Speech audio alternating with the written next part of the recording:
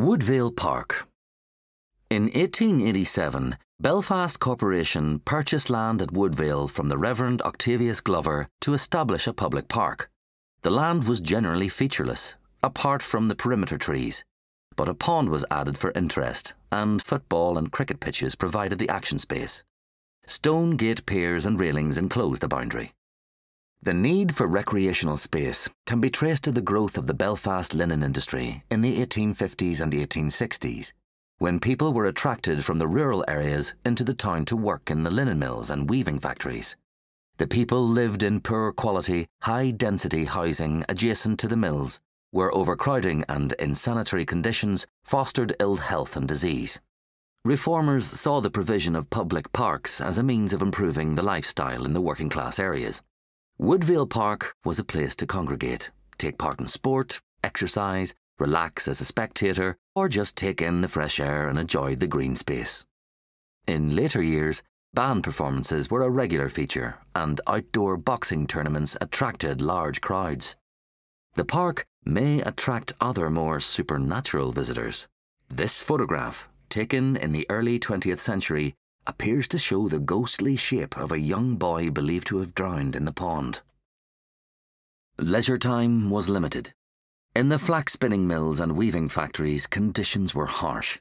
Long working hours, low wages, disciplinary fines, unhealthy conditions, noise, lack of machinery guards, and autocratic management were the accepted norm, and the practices continued into the 20th century. Despite the conditions, the workers, women and girls, seemed happy and were renowned for their singing and the variety of their songs. I started to work in a linen mill in the centre of Belfast when I was 14, and I worked there for 38 years. Within this area, there were 6 mills at one time, employing something in the region of about 9,000 workers, mainly women. And any given morning, there would have been 600, 700, 8 women walking up the street and going into the mills. You get into a place that was very, very hard work, but there was good comradeship in the mill. The sad thing is the mills went into decline here very sharply in the 80s and 90s, and in fact my mill where I worked was one of the last to close. There was a song that came out of the war, Bless Them All, Bless Them All. It was a song made up about soldiers, but we made up our own words to it. Bless them all, the hookers and terrors and all. God bless wee Geordie who turns on the steam. Hell roast the forewoman, she thinks we're machines, for we're saying goodbye to them all. As down to the bureau we call, for you get no enjoyment out of mill employment, so cheer up my lads, bless them all. A war memorial tree was planted in the park in 1919 at the end of the First World War. The Shankill was still in mourning when it was first dedicated to the memory of the men of the 9th West Belfast Battalion of the Royal Irish Rifles. It was rededicated on the 90th anniversary of the Battle of the Somme in affirmation that their name liveth for evermore.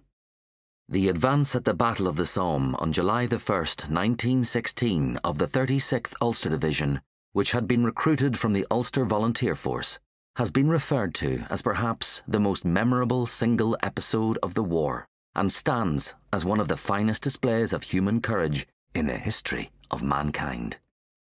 Today, Woodvale Park is about relaxation. A chance for a break, a walk, and a picnic with time to admire views of Divis and Black Mountain. One of the things I remember in it is playing my first football match with a football jersey on. You thought they were Stanley Matthews or something. But that's the first thing I remember, playing for the school, Hemphill Square School up in Woodvale Park.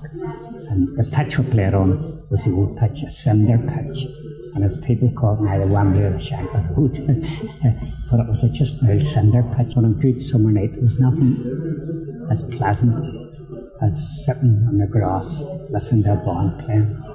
Or sometimes it was, as I said, was boxing matches, warm with your boxing. And you got to sit on the grass and watch them, you know. It was, things like that were very good to listen to and watch, you know. You'll never forget them.